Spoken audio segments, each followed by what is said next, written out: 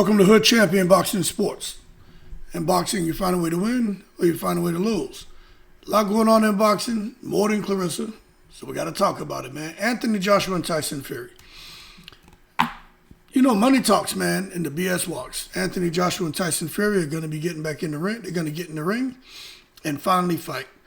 It looks like Deontay Wilder and AJ may never fight, so that's one fight that we never got to watch and probably will never get it. But anyway, AJ and Tyson Fury capturing the attention of the boxing world, this time in that rumored twist, even more dramatic than anything you've heard before, about them fighting on Netflix.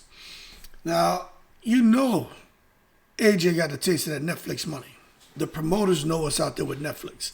Word is, both of these guys talking about $150 million apiece. $150 million apiece, man. So when you talk about that kind of money, you can't blame them for making the fight. But for a lot of years, boxing fans are begging for the fight, and you would have thought that it would happen. It would have happened already. It just seemed inevitable. You know, both of those guys out there, two of the biggest British heavyweight names of the era. Both were champions, now former champions, global stars. But somehow negotiations repeatedly collapsed. Fury blames AJ. AJ blames Fury. Doesn't matter. It's happening now. There's no timing issues, no mandatory fights, no shifting championship landscapes. There's two guys at the end of their careers who are going to make a big fight and give the fans what they've been asking for. Now, I'm going to tell you, this possibility of Netflix, that shit changes the conversation dramatically. If the fight was streamed on Netflix, it's just going to, I think it's just going to add to that dramatic shift in how boxing is distributed. I think Netflix, they've carried several big boxing events. I just think they're going to continue to add boxing to their platform and continue to move into boxing and maybe into other sports. But one now right now is a test market. Boxing has become one of the most attractive test markets because no matter what anyone says, boxing fans will show up and show out if you give us the right fight. Now, for those who are like, why Netflix? Because Netflix reaches hundreds of millions of potential viewers worldwide. That's more fans, which means more money, more merchandise. So it's just a win-win for everybody. You know what I'm saying? And that shit is far beyond the typical pay-per-view audience, you know.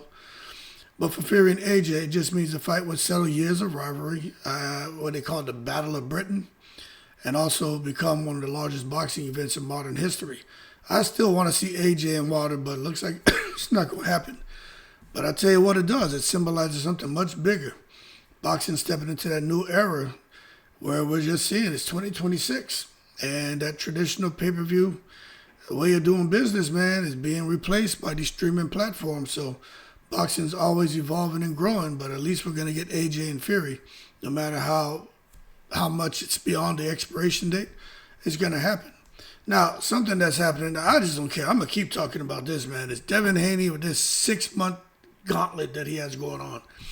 You know, that shit has everybody buzzing. Devin Haney facing Rolly, then facing Ryan. You know, that is crazy. Crazy, crazy, crazy. That whole stylistic matchup with Rolly would be fascinating. Rolly brings power, awkwardness, chaotic fighting style, although he cleaned it up quite a bit with his new trainer. But he could disrupt a technical boxer like Devin. But we know what Devin does, you know what I'm saying? Very disciplined, very precise defense, ring IQ. It's a damn good matchup, but I just can't believe that. But I think it's smart to already lock in the next fight because that showdown with Ryan Garcia, the rematch, that is going to generate enormous mainstream attention due to Garcia's massive social media following and knockout power and the fact that they fought before and Ryan Garcia was on the cocktail. So he jerked Devin Haney, had his win overturned. You know what I mean? But this is going to elevate both reputations, going to get the viewers watching. And I think we're going to see whether the major risk against, because for Devin it's a major risk facing Ryan again. If he loses, they're going to say that, you know what, Ryan was never on a cocktail, he's just better than Devin. But if Ryan loses, major risk for him, they're going to say, yep, you had to cheat him to beat him, and here it is when you're clean, You can't. You're only half of the fighter you were compared to that first fight. But the bottom line, this kind of run could transform Haney's legacy and potential, and can make him one of the fighters of the generation. You know what I'm saying? You know what I'm saying? So I want to see how all that plays out. Ryan and Devin and Rolly. I just can't believe they're trying to make that fight. Like, it's just such a short time span. But Devin looks like he wants to try to become undisputed at 147. But I'll tell you what, if he gets rid of Rolly and gets rid of Ryan, I think he got a clear path to becoming undisputed at 147. You know what I'm saying? For real. Now, ESPN and DAZN. There's a big-time partnership buzz out there, man. They're talking about the site fee of between $1 million and 1.25. But Bob Arum does it again. You know, for years, boxing's been fragmented across multiple platforms. DAZN, ESPN, Showtime. But what you're seeing now, this whole way how boxing was being done, that had frustrated fans. But now you see ESPN and DAZN, Top Rank and DAZN. It's amazing how, I wonder if these networks talk to each other. You know what I'm saying? I wonder if these networks talk to each other. Because Top Rank in the ESPN deal is done. But ESPN just picked up a deal with Jake Paul. But now Top Rank is over there with DAZN. So it's pretty cool to see Top Rank is able to get his fighters back active. I think it's like 8 to 12 fights a year. Or cards a year with multiple fights on there. But the bottom line is, you know, boxing is just in a unified, I think it's moving closer to a unified media ecosystem, man. And as long as these networks are talking and these promoters are able to land on these networks, man, I think that's all good. So anyway, good news for Top Rank and good news for their fighters. Somebody was saying Zuffa needs to watch out. Zuffa don't need to watch out for nothing. They got the money over there. You watch, Zuffa gonna blow up. Speaking of blowing up, like not in a good way, something blowing up in your face. They got these guys coming over into boxing.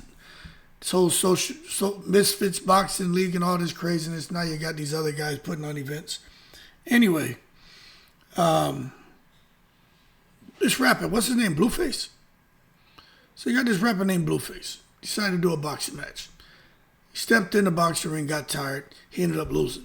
But it just reignited an ongoing debate with the boxing community, you know what I mean, when it comes to these celebrities, influencers, social media personalities, and people who just think they're tough, want to, you know, enter into these boxing matches or exhibitions or these weird promotional fights. Look, they get attention. These guys make a lot of money and bring new viewers to the sports. But I'm going to tell you this. The sport's dangerous. And what ends up happening is they get in the ring without the same preparation as a pro fighter, and then they get that reminder that boxing is far more difficult than it appears. And I just think they should put more respect on the sport, because now people looking at Blueface, who's supposed to be a gang member, they're looking at him like a clown.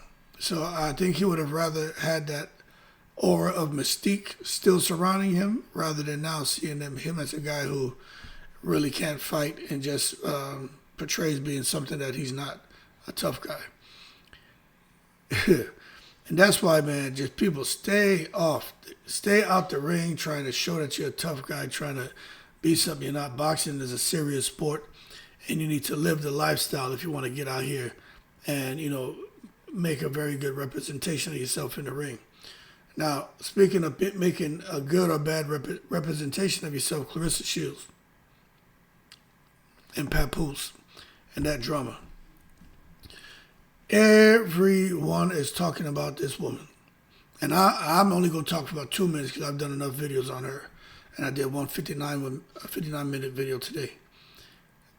My only question is, why is Papoose still with her? That's what I want to start exploring. He remains involved amid the controversy and online debates. Now this thing with her possibly being with some guy named Maserati Bud. People are saying it could be loyalty, emotional connection, personal beliefs about the relationship, trying to keep private matters from escalating publicly. It could be a thing with the money, and you know, they're just sitting out here and they don't know. But I tell you what, it seems to be far more complicated than what we see on social media. But the bottom line is, I don't see how you can be involved in a relationship where your name is swirling far beyond what's going on with boxing. You know, you got to be built differently to be able to be cool with your name being involved with a bunch of bullshit and caught up with a bunch of drama. But some people think once your name is being mentioned, that's all good. You know, I don't really know what to think about that. But I just think that Papoose, Clarissa, Win Records, Dimitri Salita, that whole situation just stinks. Everything about Clarissa Shields stinks right now. But she did it. She created it. It's bad. It is bad. So that's all I got to say about them, because it's like fucking fatigue, man. You know what I'm saying? Like, it's just crazy. Like, it's really ridiculous. And something else that's ridiculous is Kell Brook. He's back. He wants to fight Chris Eubank Jr. He's not done with boxing. You know, he fought his career and built his career at welterweight. He moved up and stuff, but welterweight was where he was comfortable. But now he's talking about fighting Chris Eubank Jr. Now, what makes it a bit unique is there've always been some kind of beef between the guys, but Kell Brook, he says this is the first time that he's been clean. You know, he's had a problem with drugs and alcohol, but he says the first time that he's been clean and he feels better than ever. So I think he wants to prove to himself that being clean, that maybe he can perform better than he did back when he was more of in his prime. But again, kind of bogged down with drugs and alcohol. I don't know. We'll find out. So good luck to Kell Brook, but I still think he should leave Chris Eubank Jr. alone. Now, Devin Haney. Oh man, Brian Norman Sr. came out here talking about Devin Haney's microdosing, but his son Brian Norman Jr. came out and said, look, what my dad says, that shit is not a representation of me, that's how he feels. But you know, when you start hearing these rumors and speculation about fighters, man, you know, I think it's unfortunate when there's no official findings from the boxing commissions or anti-doping agencies have confirmed anything. But again, when somebody makes comments like that, they spread rapidly across social media and can generate massive debate among fans, and that's exactly what's happened. You know what I'm saying? You know, drug testing controversies become a frequent topic, particularly as anti-doping programs have become more sophisticated. So more to come on all that, but Devin's rolling with the punches. He doesn't seem to be too bothered by what anyone has said about him. So I thought that was odd, but it is what it is. But boxing just has a new boxing empire era, man. You know, it's the influencers and mega fights going to these streaming platforms, champions taking high-risk fights, media companies exploring new partnership. The sport continues to intersect with celebrity culture, social media drama, global entertainment. I mean, shit, in many ways, boxing today resembles a massive empire filled with powerful personalities, rival factions, and dramatic battles for dominance. It just so happens that with some of the stuff going on in boxing, it just stinks really bad right now.